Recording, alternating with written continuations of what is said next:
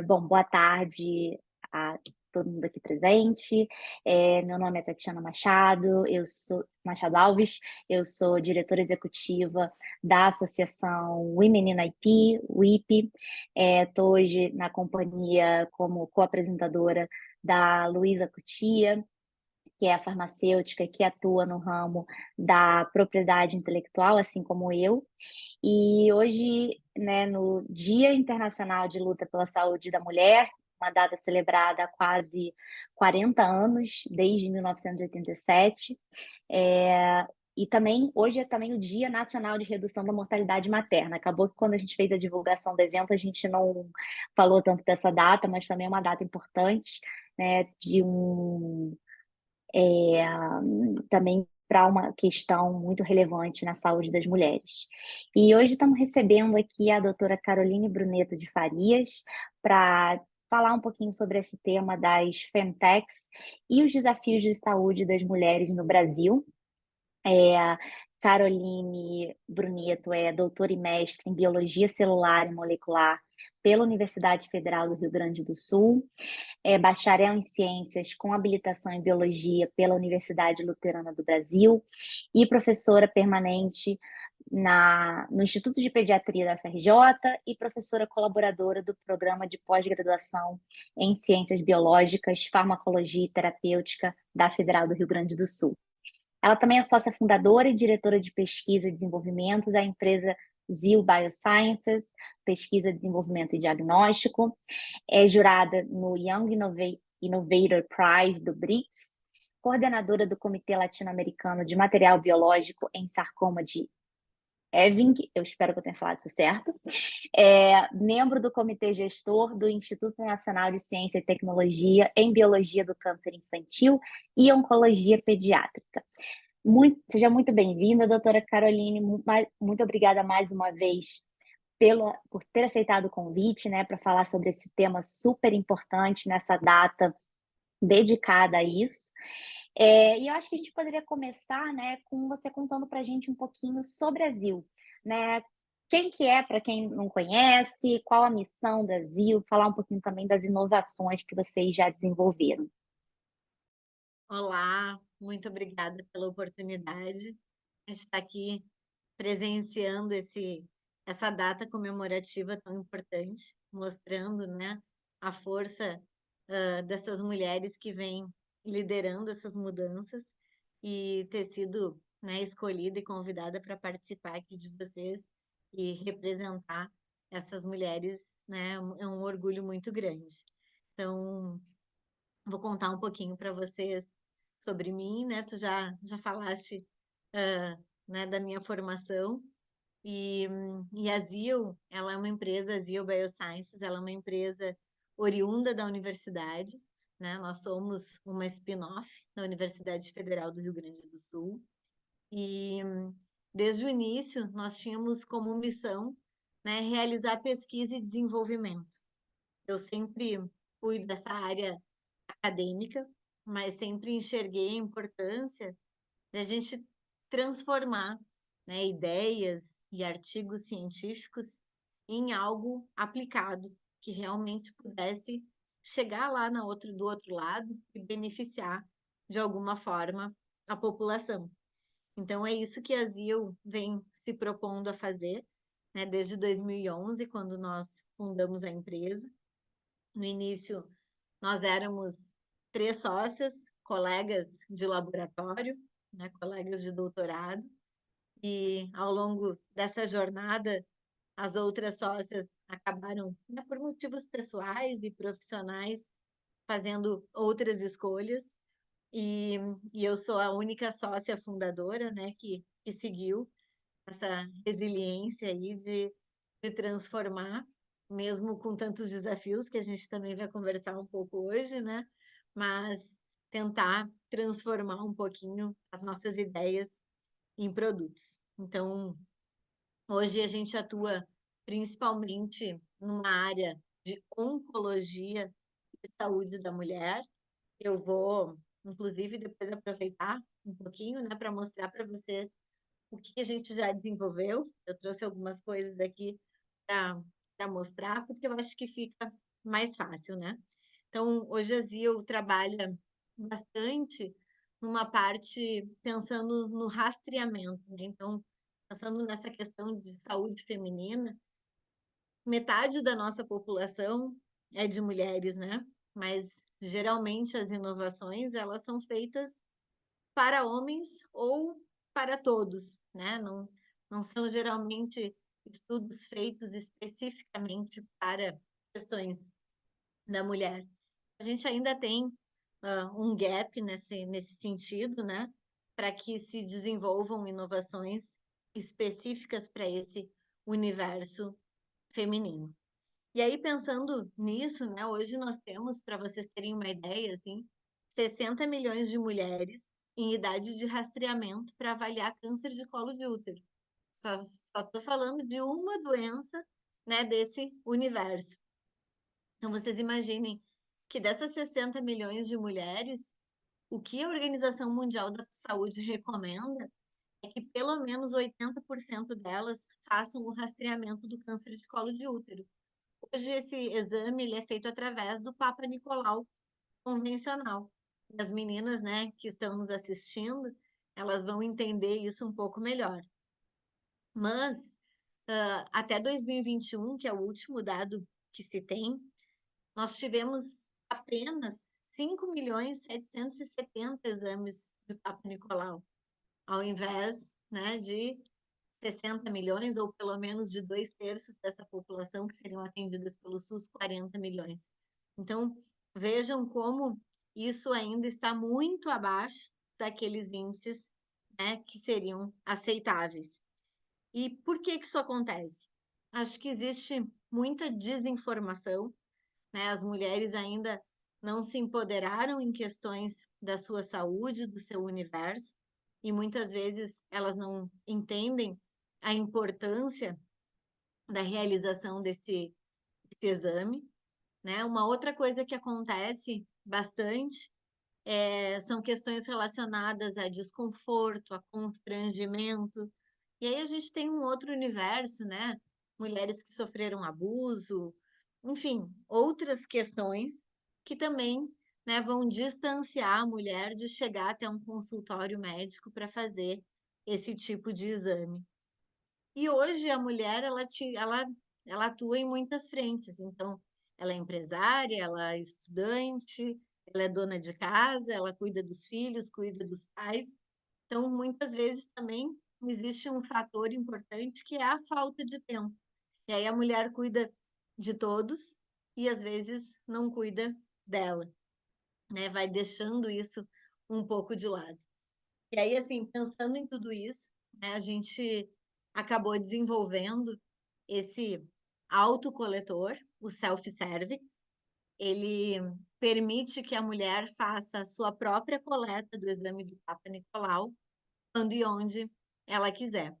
Então, vou mostrar aqui rapidamente para vocês, para depois a gente poder falar de outros temas. Mas isso aqui, né, é uma vagina em tamanho real, né, um tamanho anatômico. E aí, como que funciona? A mulher introduz, então, o autocoletor na vagina, né? Ela sabe até onde ela precisa introduzir, porque aqui embaixo tem um limitador. E aí, quando ela sente, então, esse atrito, ela aperta um êmbolo, né, que fica aqui no dedo indicador. E quando ela aperta esse êmbolo, sai lá na ponta uma esponjinha, né, girando bem perto do colo do útero. Quando ela retira esse dispositivo, né, o self-cervix, da vagina, isso sai protegido. Ela mistura esse material em um líquido, né, vai apertar aqui cerca de 5 a 10 vezes, e esse material ela pode usar, por exemplo, para mandar para um laboratório para fazer exames de HPV, exames de citologia líquida, que é esse exame para ver se ela tem alguma lesão no colo do útero, ou inclusive avaliar se ela tem alguma infecção sexualmente transmissível. Então, em várias questões dessa, né, de saúde da mulher, ela pode usar esse autocoletor.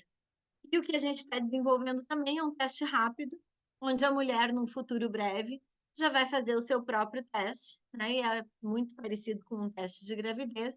Ela já vai ter esse resultado na mesma hora se ela tem ou não uma lesão, se ela precisa fazer uma consulta especializada ou se ela precisa de um lembrete no próximo ano. E aí, com o auxílio de um celular, ela tira foto desse teste rápido, o celular, o aplicativo interpreta o resultado para ela e ela consegue, né, entender mais dessa jornada. Claro que sempre trazendo essas questões de saúde, né, da mulher, desse universo que é só dela, não só pensando em rastreamento de colo de útero, mas outras questões também. Então, basicamente, né, esse é um dos principais pilares que a ZIL vem trazendo, pensando nesse universo da mulher. Muito legal. E acho que também é uma questão que é interessante, né? A gente vai falar depois um pouquinho mais dos desafios específicos, né, que as empresas enfrentam quando atuam, né, na questão de saúde das mulheres, mas uma delas que acho que pode falar desde logo é os tabus também em torno das discussões, né? Principalmente acho que entre mulheres mais jovens, às vezes não existe essa consciência, porque entende, sei lá, que discutir questões relacionadas ao corpo, à saúde, é tipo tudo muito problemático. Eu acho que os autotestes também eles ajudam, né, um pouco a quebrar essa barreira, às vezes, de como você falou, né, procurar um médico, passar por exame, essas coisas. Então, assim, é muito interessante mesmo, muito interessante conhecer esse produto. Então, Caroline, fala um pouquinho pra gente também sobre, né, como é assim, a gente sabe que fundar uma empresa no Brasil tem seus desafios, né? Vocês foram ali uma spin-off da universidade. Como que foi esse processo dessa transição e, enfim, vocês são de 2015, né? Esses anos, como que foi essa evolução em termos de empresa para vocês? Eu acho que os desafios, eles começam bem ali mesmo, né? Eu acho que dentro da universidade, hoje, a gente ainda fala pouco sobre empreendedorismo, a gente fala pouco sobre alternativas que não sejam apenas, né, a academia e essa continuidade. Então, no geral, uma pessoa que faz uma faculdade, depois ela faz mestrado e doutorado, com o intuito de, né, ser professor, de ser pesquisador, dependendo da área, né, mas geralmente vinculado a isso. E a gente tem trazido, inclusive, né, nos últimos anos, muito mais esse diálogo dessas questões para dentro da universidade. Eu acho que em todas as áreas tem sido incluído disciplinas, seminários, mentorias falando sobre isso, mas ainda é menos do que a gente precisa. E aí tu imagina, né, a ZIL foi fundada há mais de 10 anos atrás, então naquela época isso era muito mais incomum. Mas quando a gente começou, nós tivemos muita sorte, né? Vou dizer assim, porque o meu orientador, né, de mestrado e de doutorado, o professor Rafael Hesler, ele era uma pessoa muito inovadora, né? Ele tinha uma visão diferenciada. Então, ele nos incentivava a pensar um pouco fora da caixa, né? E nós éramos muito inconformadas, assim, como que não existe um teste hoje que avalie qual o melhor medicamento para o paciente receber quando está com câncer, né? Esse é um outro produto que a ZIL vem desenvolvendo e, e eram coisas assim, como que não existe uma forma da mulher fazer a sua própria coleta, né? Fazer um próprio teste. Então, essas questões todas, a gente conversava, assim, né? Muito mais internamente, num grupo pequeno, e aí um dia o professor Rafael disse assim, olha, abriu um edital, um concurso, né? Que é o Prêmio Santander de Empreendedorismo. E naquele ano tiveram 15 mil inscritos nesse Prêmio Santander de Empreendedorismo. E aí tu imaginas, né, Tatiana, a gente era acostumada a escrever um projeto de pesquisa, a gente sabia como escrever, né, um edital, mas a gente não sabia escrever um plano de negócio. Então, o primeiro desafio, estou falando tudo isso para dizer que o primeiro desafio é esse, assim, é como começar, por onde começar.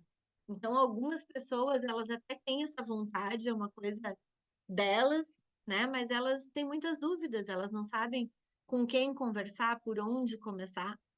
E eu tive essa sorte, né, de ter essa pessoa na nossa trajetória que nos incentivou. Mas eu acho que para quem, né, tem essas mesmas dificuldades hoje e está desse outro lado querendo começar, hoje existem mais possibilidades. As universidades, elas já têm geralmente, né, um núcleo de inovação tecnológica, que geralmente, né, o NIT, e existem muitos cursos, né, muitas ONGs, muito, assim, são várias partes do ecossistema que têm trazido à tona essa questão do empreender. Então, né, com uma busca assim rápida ou conversando com pessoas que já passaram por isso, eu acho que ainda não é o ideal, né? Esses desafios eles ainda existem, mas eles a gente está engatinhando ainda, né? Começando a resolver. Então, né, se alguém aqui que está nos ouvindo, nos vendo, tem essa vontade, né, procurem pessoas. Eu, inclusive, me coloco à disposição, né, para dar dicas, enfim. Mas não desistam. Eu acho que sempre tem caminhos, né? Podem não ser os mais fáceis, nem os mais simples, como para a gente não era. Não foi simples escrever um plano de negócio sem saber como fazer. Mas naquele ano, né, nesse prêmio, nós ficamos entre os 4 finalistas da região Sul e Sudeste. Então, mesmo com as dificuldades, né, a gente consegue indo atrás, perguntando, né, lendo, e, e pode dar certo. E foi esse o grande motivador, né, que nos fez enxergar que a nossa ideia não era uma ideia tão somente científica, tão somente técnica, mas que ela realmente poderia resolver algum problema da sociedade. Então, isso realmente nos motivou e foi a partir desse prêmio que nós, né, fomos incubar e começamos a empresa, abrimos o CNPJ, né, foi ali que realmente tudo começou. Não, muito legal. E eu até ia deixar para falar um pouquinho mais sobre propriedade intelectual no final, mas eu acho que cria, né, como você está falando da questão de empreendedorismo e tal, acho que cria um gancho interessante já falar um pouquinho de PI, né? Porque afinal a Women in IP é uma associação que fala não só de inovação, mas também de PI. Esse é o background meu e da Luísa. E né, as universidades elas não ensinam sobre empreendedorismo e também não ensinam, né, sobre os mecanismos que você teria, né, as ferramentas para você crescer como empreendedor ou empreendedora. E um desses, né, que é muito importante, acho que é a propriedade intelectual, né, a proteção de marcas, proteção patentária, principalmente quando a gente está falando de levar novos produtos para o mercado, principalmente na área de saúde, né? E aí eu queria saber um pouquinho sobre você, assim, porque a ZIL tem patente concedida, tem outros pedidos de patente também, pendentes no NPI. Como que foi essa introdução, né, à API, e como que você sentiu que a API ajuda a ZIL no crescimento, em angariar investimentos? Porque eu sei que fora do Brasil isso é muito importante, né, para o pessoal que vai para venture capital, tentar captar, isso conta bastante. É, no Brasil isso também foi um fator significativo. Compartilha com a gente um pouquinho dessa experiência, então. Então, logo depois do Prêmio Santander, nós participamos de um edital de incubação no Centro de Biotecnologia da URGS. E, e foi lá que a gente começou a pensar um pouco mais sobre isso, né? Nós já vínhamos de um grupo de pesquisa que pensava em patentes, que valorizava patentes. Porque muitas vezes o que acontece? Os programas de pós-graduação, até então, eles avaliavam muito um artigo, né? O fator de impacto daquele artigo, e isso tinha um peso muito mais alto, digamos assim, do que uma patente. Então, não era comum, né, até aquele momento, a gente pensar tanto em propriedade intelectual. E aí, quando a gente, né, mas assim, de novo, né, por ser um grupo de uma pessoa inovadora que tinha uma visão, a gente já pensava um pouco nisso. Mas quando a gente abriu a empresa e fomos para essa incubadora, nós tivemos o primeiro contato com um escritório de patentes. E aí a gente começou a transformar ainda mais a nossa mente, né? Porque o que a gente pensa assim, bom, se uma pessoa está fazendo um doutorado, por exemplo, né? Ela vai publicar um artigo científico, esse artigo ele precisa ter algo inovador, porque senão essa pessoa não tem uma nova pergunta, né? Ela não tem uma inovação ali, então, né, não faria muito sentido. Tem que ser algo novo para que a gente possa publicar. E por que não, né, pensar nisso como uma patente? Pensar no paper como uma prova de conceito, fazer a patente e aí depois sim publicar. Então, assim, a gente vai transformando um pouco isso, né? Quem está na área acadêmica muitas vezes tem essa necessidade de apresentar resultados rápidos, levar um resultado para um congresso, apresentar um pôster, enfim, e isso já vai impedir, né, muitas vezes, que essa patente seja depositada.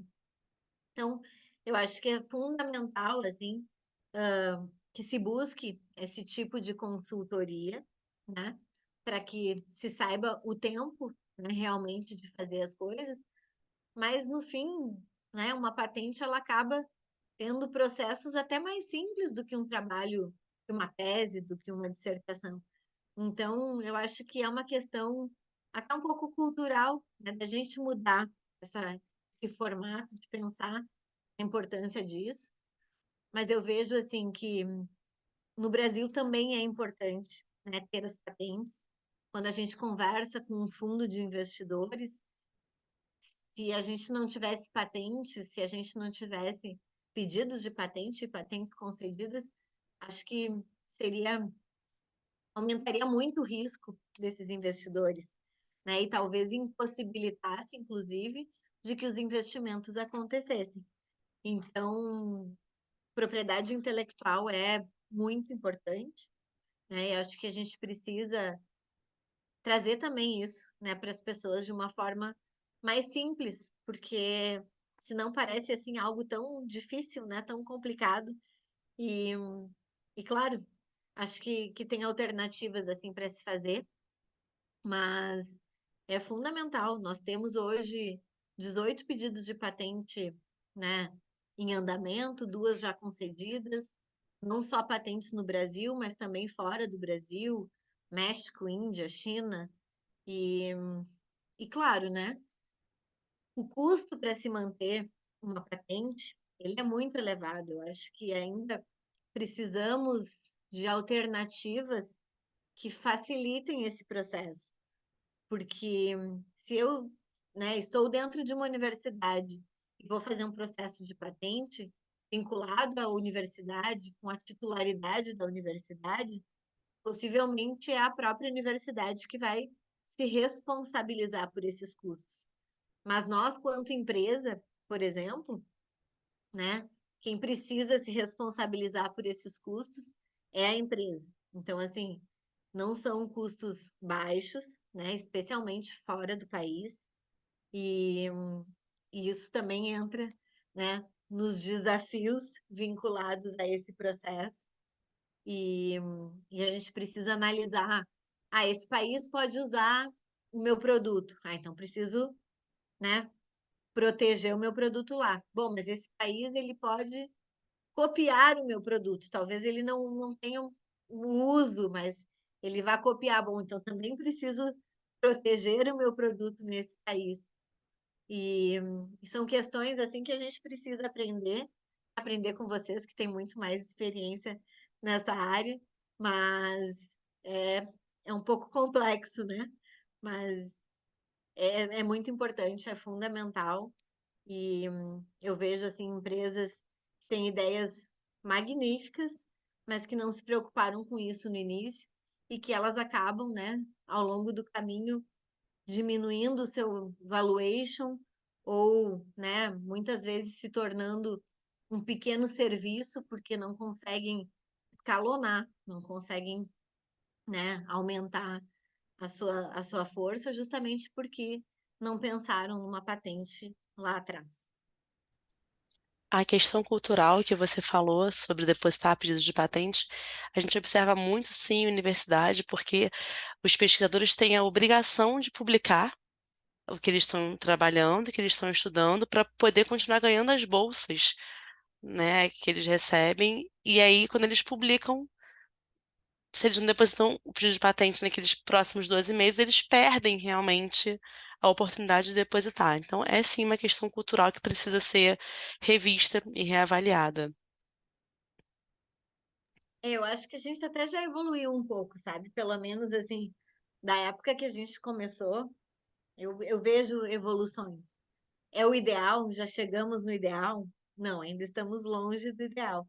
Mas eu acho assim, pelo menos, né, os maiores centros universitários, universidades públicas, né, enfim, elas conseguem trazer um pouco mais isso, né, para essa conversa mesmo, para o aluno.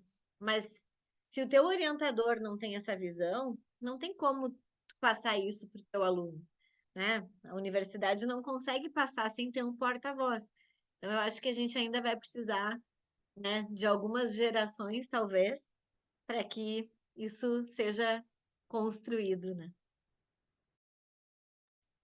Eu acho que uma coisa que é interessante, né, que me chamou a atenção sobre a ZIL, né, quando eu comecei a, enfim, conheci vocês e comecei a ver um pouquinho do negócio de vocês, já não só por ser, né, uma startup que está no mercado de saúde feminina, né? A gente vai falar também mais um pouquinho daqui a pouco do mercado de femtechs no Brasil, mas que não é. Tem algumas empresas fazendo coisas muito legais, a ZIL é uma delas, então tem esse aspecto também, mas é uma empresa que de fato assim é isso, investe na pesquisa e desenvolvimento e investe, né, na proteção dessas invenções desenvolvidas, porque é muito legal que as universidades se tornem centros de inovação no Brasil, né? Mas, assim, por outro lado, quando a gente pensa que os maiores depositantes residentes no Brasil de pedidos de patente são universidades. E, assim, por um lado, legal, porque as universidades estão investindo, mas, por outro lado, também significa que a gente não tem empresas com um ritmo constante de produção, de pesquisa e desenvolvimento, né? Então, assim, em termos de crescimento econômico do país, de desenvolvimento, eu acho que isso fica um gap que, que precisa também um pouco melhorar, né?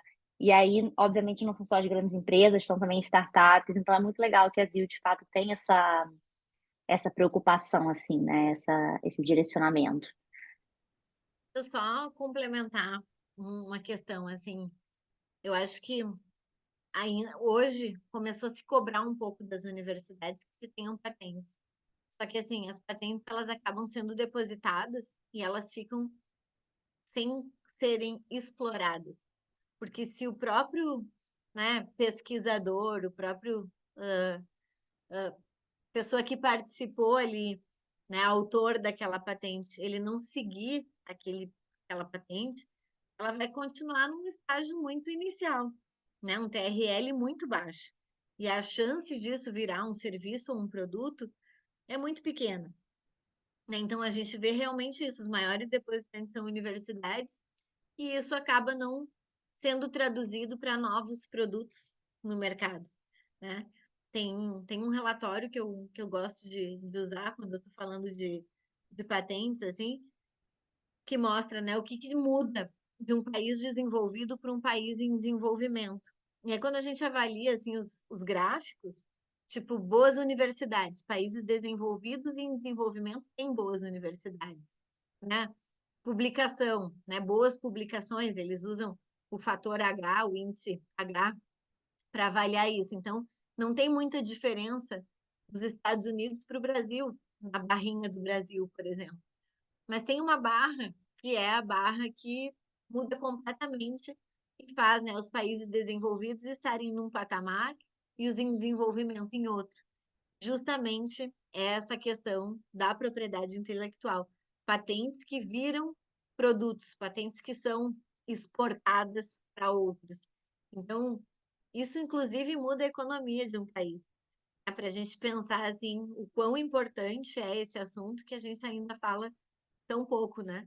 Então, eu espero que existam formas de reduzir esses custos, porque eu acho que essa questão dos custos é muito importante. E aí, assim, uma empresa nascente, né, uma startup que está começando, imaginem vocês que numa startup a gente faz um pouco de tudo, né? A gente tem que cuidar do setor administrativo, do financeiro, da pesquisa, da propriedade intelectual, do regulatório, de tudo. Então, é muito difícil pensar que a gente que, né, está começando e ainda não tem recursos próprios, vai conseguir manter. Então, acho que o gap também envolve um pouco essa parte, né, de custos, mas é um processo, né, como a gente vem falando aqui. Eu sei que tem o grupo de interdisciplinar de propriedade intelectual, que é o GIP, que é um grupo que reúne tanto o poder público como, né, iniciativa privada, tem representantes, né, da sociedade civil e representantes do poder público. Ano passado, eles publicaram o plano de ação para o biênio, se não me engano, foi para o biênio 2023-2025. E uma das coisas que eles colocaram ali como meta iniciativa, plano de entrega, era promover uma melhor integração, acho, entre universidades e empresas para justamente possibilitar essa exploração dessas inovações que são feitas pelas universidades, né? Mas é isso que você falou, as universidades elas não têm, assim, muitas vezes os recursos ou toda a estrutura, né, que você precisa para poder fazer aquilo se transformar em um produto. Na área da saúde, inclusive, né, onde você tem, assim, caramba, super complexo, é, fazer essa ponte, por assim dizer. É uma excelente consideração.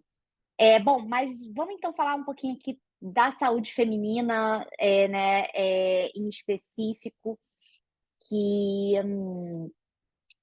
né, assim, tem um relatório que eu gosto bastante, que foi publicado pelo Fórum Econômico Mundial em colaboração com o McKinsey Health Institute, chamado Closing the Women's Health Gap, a 1 Trillion Opportunity to Improve Lives and Economies. E esse relatório foi publicado em janeiro desse ano, traz assim um panorama geral dessa questão da saúde da mulher. E uma das coisas que eu achei muito interessante é que fala da própria importância econômica, né, em fortalecer os investimentos na saúde das mulheres. Porque, segundo esse relatório, você fechar esse gap teria um impacto na economia global, né, adicionaria até $1 trilhão por ano a partir de 2040, né? Então, começando a agir agora, espera-se que a partir de 2040 conseguiria ter essa melhora na economia global. E uma das coisas interessantes que esse relatório faz também é identificar 4 áreas primárias que precisariam ser endereçadas.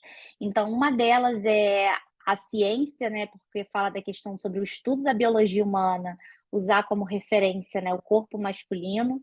E aí, obviamente, né, Caroline, que é da área, vai poder falar para a gente como que isso é. O problema da falta de dados, né, sobre especificamente mulheres, e acho que você falou isso um pouquinho, né, não lembro se foi quando a gente estava antes ou se foi já aqui, né? Mas você falou que os estudos são feitos para homens ou para todos, né? Então você tem aqui um gap de informações que atrapalha, né, no desenvolvimento de soluções. O problema também de entrega de cuidados, né? Porque mulheres ainda enfrentam barreiras. E você também falou sobre isso, né? Quando você estava falando da questão do autoteste, aí eu acho que ataca bem isso, né? E, por fim, a questão de investimentos, de que você tem investimentos menores quando se trata de condições de saúde das mulheres. Então, eu queria saber a sua visão, Caroline, como que você enxerga essas questões? De fato, você que está, né, tanto vem da área de biologia, está no mercado de saúde das mulheres, você enfrentou essas questões? Como que você enfrentou elas? Qual que é a sua visão sobre isso? Eu acho que essas questões que tu trouxeste, assim, essa primeira linha, né, de que a ciência ainda é feita muito baseada na saúde dos homens. Porque, claro, né, quando a gente está fazendo um estudo clínico, quanto mais parecidas minhas populações que eu vou analisar, por exemplo, né, vou trazer um novo medicamento. Ou então, se eu tiver, né, um homem de 20 anos com uma determinada doença, nesse lado recebendo um medicamento A, e do outro lado, um homem de 20 anos, né, se a gente consegue fazer algo mais pareado, isso fica com menos viés, né? Algumas pesquisas elas são feitas dessa forma, então vocês imaginem assim, a mulher ela sofre alterações ao longo de um mês que são muito importantes, né? Essas questões hormonais todas da mulher, se ela está gestante, se ela não está gestante, se ela está em qual período, né? Então, isso tudo pode ter sim uma interferência. Então, no geral, quando se fazem alguns desenhos assim, acaba se priorizando, né, por essas razões, para facilitar e para diminuir até o número de pessoas avaliadas, né, acaba se utilizando uma população mais masculina, por exemplo, né? Evidente que quando a gente fala de saúde da mulher e questões próprias, né? Então, assim, rastreamento de câncer de colo de útero, por exemplo, que eu trouxe aqui, ou algo, né, do câncer de mama, homens também têm câncer de mama, mas com uma frequência muito mais baixa, ou algo dos ovários, enfim. Então, nesse momento, são estudos específicos, né? Mas quando são doenças mais generalistas, assim, que podem acontecer em ambos os sexos, isso, né, acaba se priorizando uma visão mais restrita. Então, isso acontece, sim, né, é um fato, mas eu acho que, de novo, assim, as coisas estão evoluindo, né, eu acho que falar que Femtechs é um novo mercado e que isso, né, é um dos mercados que mais vai monetizar nos próximos anos, né? E eu acho que já é por conta, né, dessa mudança de cenário, mudança de visão e o quanto, né, se tem feito nessas áreas. Evidente que em qualquer área ainda, né, a gente tem trabalhado muito esse processo, né, de lideranças femininas em todas as áreas, né, na área da saúde, em qualquer outra área, mas evolutivamente, né, nós demoramos um pouco mais para chegar. Então, eu acho que é um processo, né? Acho que a gente estamos atrasados em relação, né, ao todo, mas eu enxergo que as coisas evoluíram, assim, há 10 anos atrás, quando eu comecei a empreender e eu ia participar de enfim, de uma palestra ou de algo sobre empreendedorismo, por exemplo, 98% das pessoas que estavam presentes eram homens, né? Eu até brincava, olha, esse lugar a gente não tem problema para ir no banheiro, porque a fila do banheiro masculino estava sempre cheia e a de mulheres praticamente tinha eu e a minha ex-sócia.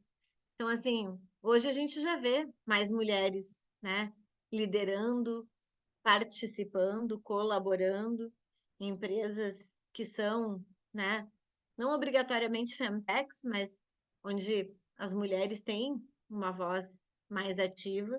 E eu acho que isso é um processo que está sendo construído, né, e que ao longo do tempo não é do dia para a noite, não é de um ano para o outro, mas eu enxergo sim uma melhora, uma mudança. Hoje nós temos editais que favorecem, né, as mulheres e, e enxergam todas essas dificuldades pelas quais, né, a mulher ela pode passar.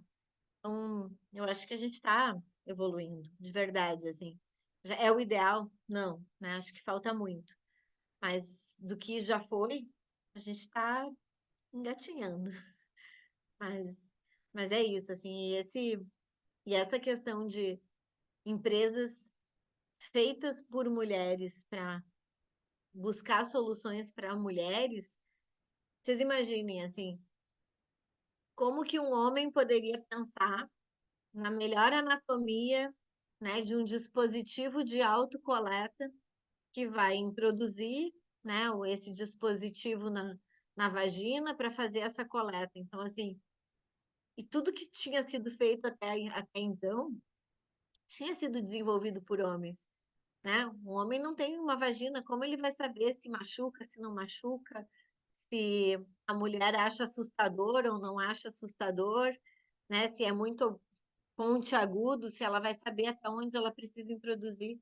Eu estou falando de uma coisa simples, né, que a gente desenvolveu. Mas imaginem quantas coisas que a gente usa no nosso universo e que não foi desenvolvido ou pensado por uma mulher, né? Então, eu acho que é por isso que esse mercado, né, das femtechs tem muito para crescer, porque a gente, né, vai adaptando conforme o nosso universo, né? E até fazendo, né, de novo aqui um gancho com a propriedade intelectual, eu acho que também é um mercado que tem um potencial de crescimento, porque, assim, né, a gente falou sobre um pouco da importância da TI, da proteção patentária para o crescimento de uma empresa, né? E quando a gente pensa que tem, por que tem pouca, assim, não pouca coisa, mas menos coisa publicada, desenvolvida sobre para a saúde feminina, o potencial, né, de uma invenção obter uma proteção patentária pode ser assim uma pequena diferença, mas uma diferença significativa, porque né, o que você falou, o que você desenvolveu, né? Porque todos os outros produtos que vieram antes foram desenvolvidos por homens, o seu certamente vai ter ali um salto inventivo, não vai ter uma anterioridade, às vezes, que vai retirar a novidade, atividade inventiva, porque você tem menos material naquele ramo, né? Então, tem muito campo inexplorado nessa área de saúde das mulheres. Então, realmente, assim, para para inovação é um campo muito fértil, realmente. Luiz, eu queria saber um pouco de você, de repente você pode trazer uma complementação aqui, né? Porque, por exemplo, a Caroline falou bastante, né, dessa questão de você não ter, né, de você ter muitos homens ali nesses mercados que de fato causam um problema, mas eu sei que na área farmacêutica, né, tem bastante mulheres, pelo menos na propriedade intelectual a gente vê muito. É, Como que você via assim na faculdade, nessas, ou mesmo entre as pessoas, né, que você conhece da área, que às vezes estão na indústria, essa visão da questão de estudar a saúde feminina, estudar esses problemas das mulheres, né, no ramo farmacêutico? Tati, muitas vezes, apesar da faculdade, 90% da minha turma ser de mulheres, né, os gestores normalmente eram homens, então a pesquisa era mais direcionada realmente para uma coisa ampla, né, ou para homens ou para todas as pessoas. Por exemplo, as mulheres, como a doutora Caroline falou, têm as fases hormonais, mas tem também alguns períodos específicos que os homens nunca vão passar, como um pós-parto, né? Então, desenvolver alguma invenção para facilitar a vida da mulher no pós-parto não é uma coisa que a indústria farmacêutica procure, né? A indústria farmacêutica procura realmente um campo mais amplo, que é onde ela vai ter um retorno financeiro maior do que para um grupo muito específico, ou para um período na mulher muito específico. Então, realmente, é, as pessoas que eu conheço que estão na indústria, que trabalham com desenvolvimento, não são direcionados à saúde feminina, né? Mas sim do público geral. A gente tem é, essa não cultura de focar nas mulheres, mesmo sendo um público muito grande,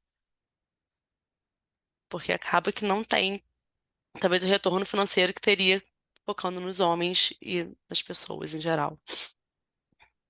É uma coisa também que é interessante, né? Porque a gente acaba, quando fala de saúde das mulheres, falando muito dos problemas que são específicos, né,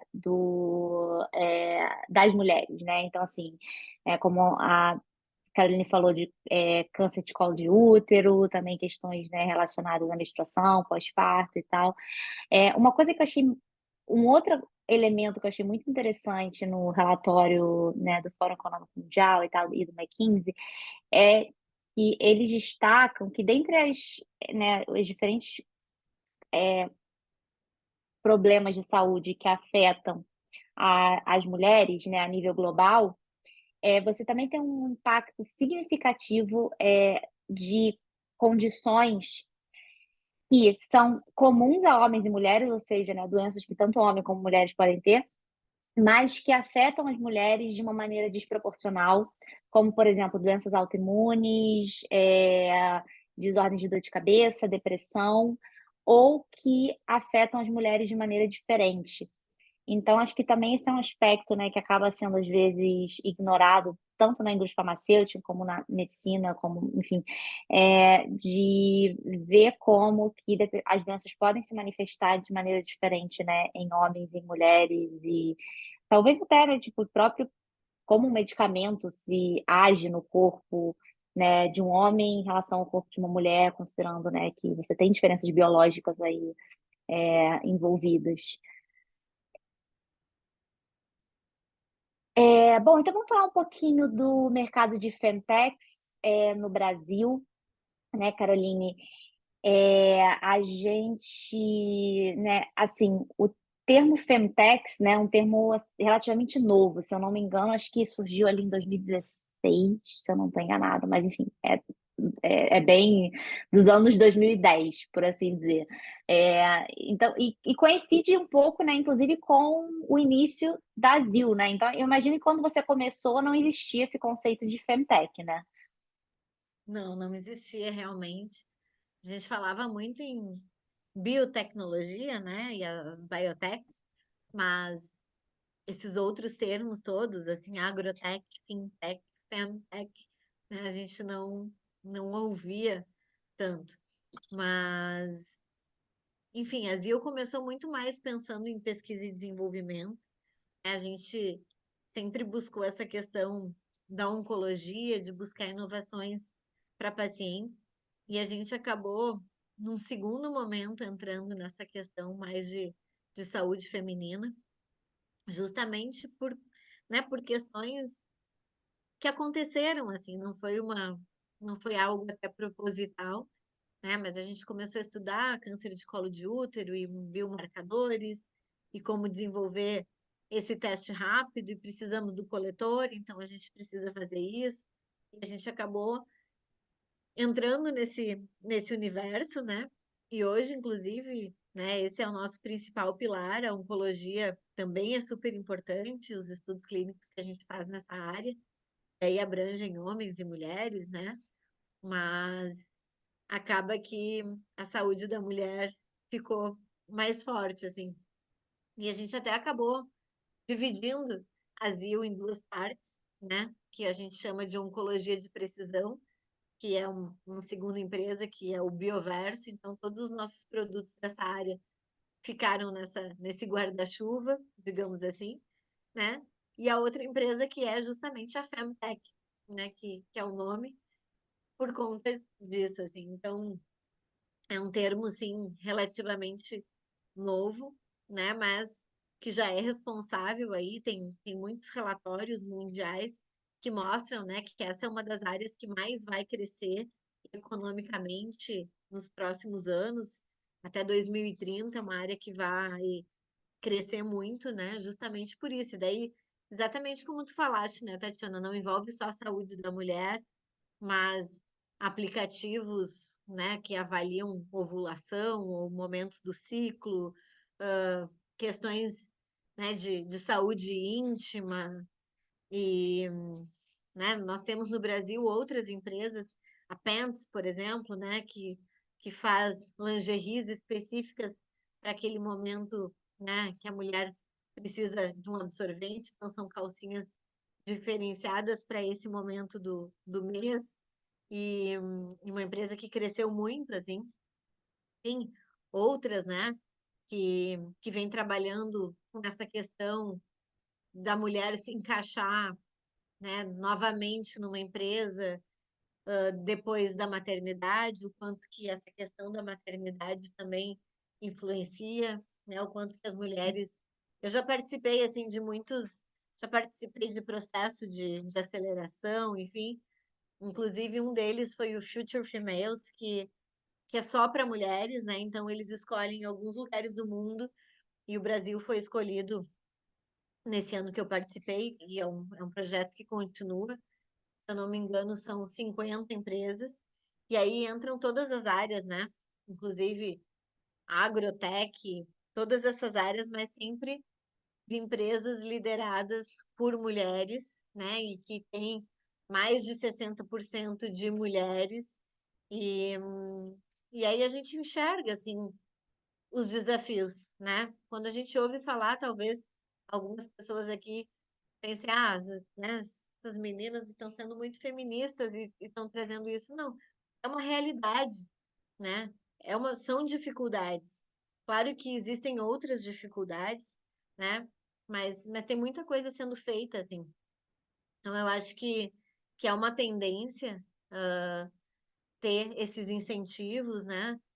A FINEP, inclusive, tem feito alguns projetos. A gente ganhou, em 2020, o prêmio Mulheres Inovadoras, né, com essas soluções de saúde da mulher, justamente, né, por conta disso, porque era uma empresa de mulheres fazendo inovações para mulheres, né? Então, tiveram outras empresas que participaram de outras áreas, não obrigatoriamente saúde, mas sempre com essa visão, assim. Então, hoje a gente tem novos incentivos, né, que estão vindo para auxiliar, e eu acho que é uma tendência, de fato, assim, a aumentar. E, claro, né, a gente precisa também que as mulheres sigam empreendendo e fazendo, né, saindo de fora da caixa, embora os desafios sejam muitos, mas que elas, né, consigam ter essa resiliência e passar por cima dessas barreiras para que a gente possa, né, inovar e empreender, enfim. Ó, tu tá Muito tirando até outra legal. coisa minha. É, pois é. Visitantes participando aí também. Bom, então para a gente, eh, né, chegando já quase 1 hora de webinar, passa rápido, né, acho que esses temas são tão interessantes que se deixar a gente continua falando. Mas assim, queria saber de você, né, você falou um pouquinho do papel aí que teve, né, a ZIL foi uma spin-off de universidade, a gente sabe que as universidades são grandes centros de pesquisa no Brasil, né, principalmente universidades públicas, né, que nós estamos falando. E não tem como, quando a gente não fala, né, do mercado brasileiro, não falar do papel que o poder público tem, às vezes até de fornecer investimentos.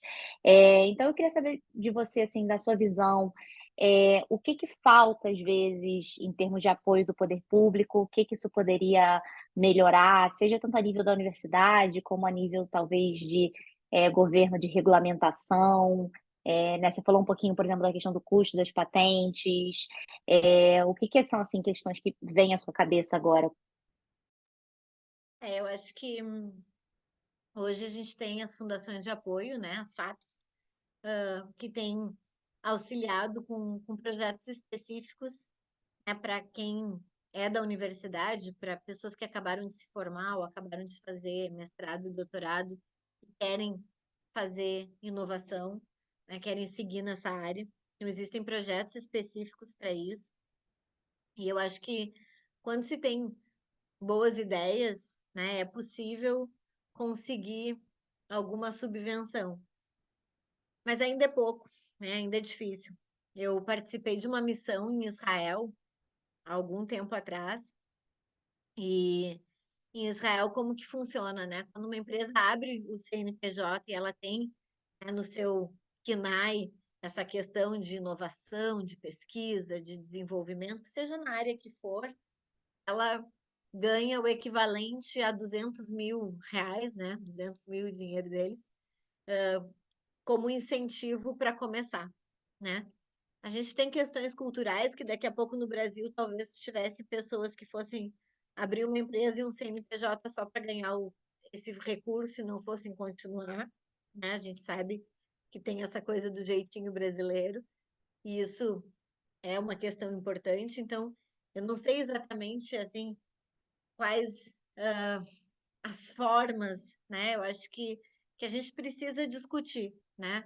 Hoje a gente tem novas legislações, tem facilidades, inclusive tributárias para as empresas que estão começando, né? Tem o marco da startup que auxiliou e regulamentou muitas coisas, mas acho que para cada área tem questões específicas, né? Para uma empresa que precisa de Anvisa, de mapa, por exemplo, é diferente ser uma grande indústria farmacêutica e ser uma startup, né?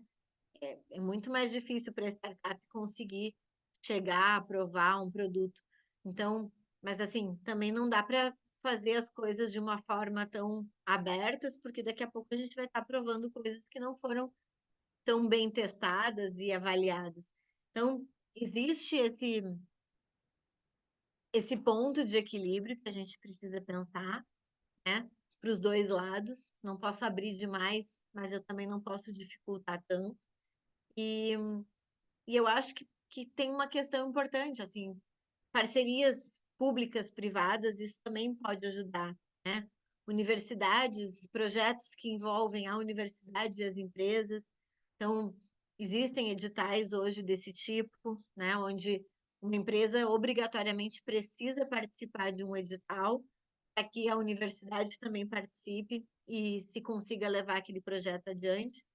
Então, eu acho que existem ferramentas, as pessoas precisam ir atrás, né? Desses núcleos de informação para ver como fazer. E, né, eu espero que cada vez mais assim os governos incentivem, de fato, né? Porque a gente quer passar lá de um patamar de um país desenvolvido para um em desenvolvimento e a gente já sabe o que é o diferencial. Então, tudo que incentive, né, inovação, empreendedorismo, patentes e fazer essas patentes se transformarem em produtos, é esse capital que vai mudar, né, inclusive isso. Então, eu acho que é isso que a gente precisa, né, mais incentivos e, e que as pessoas também vão atrás, né, e não se assustem com as dificuldades, com os desafios, mas que, né, pensem que é possível sim, que tem como, né, por maior que sejam as dificuldades, é possível, né, inovar no nosso país. E o bom, né, é isso, né, de ter mais empresas inovando, até porque a inovação, né, fazendo assim um vínculo final com o tema, né, a gente está falando, né, de Dia Internacional de Luta pela Saúde da Mulher, Dia Nacional de Redução da Mortalidade Materna, então são questões que afetam, né, a vida de tipo pelo metade da, assim, afetam diretamente a vida de pelo menos metade da população, né, mas também obviamente, né, tenho certeza que os homens também gostariam de, né, deveriam gostar de ver as questões atinentes à saúde das mulheres sendo mais adequadamente tratadas. E tem empresas, né, como a ZIL, investindo em inovações para isso. É, enfim, é um ganho muito grande. Então, queria, né, para a gente poder finalizar aqui, parabenizar a Caroline pelo excelente trabalho que você faz lá na ZIL, agradecer pela sua participação, agradecer por quem estava aqui também ouvindo, pela Luísa também, que pôde aí participar junto comigo nesse webinar, e como eu falei, está sendo gravado, a gente vai disponibilizar depois a gravação no canal do YouTube e do Spotify também, né? Seja para quem quiser ouvir de novo, seja para quem não pôde estar aqui, mas vai querer assistir depois. Obrigada, Caroline, mais uma vez, foi um prazer, tá? Obrigada, eu que agradeço a oportunidade, contem comigo. E, né, quem estiver ouvindo agora ou depois, né, também pode me procurar no LinkedIn, Caroline Bruneto de Farias. Se precisar de algum auxílio, a gente sempre busca incentivar, né, quem está iniciando essa jornada. Obrigada. Muito legal. Tá ótimo. Obrigada, gente. Terminar aqui. Tchau, tchau. Obrigada, tchau.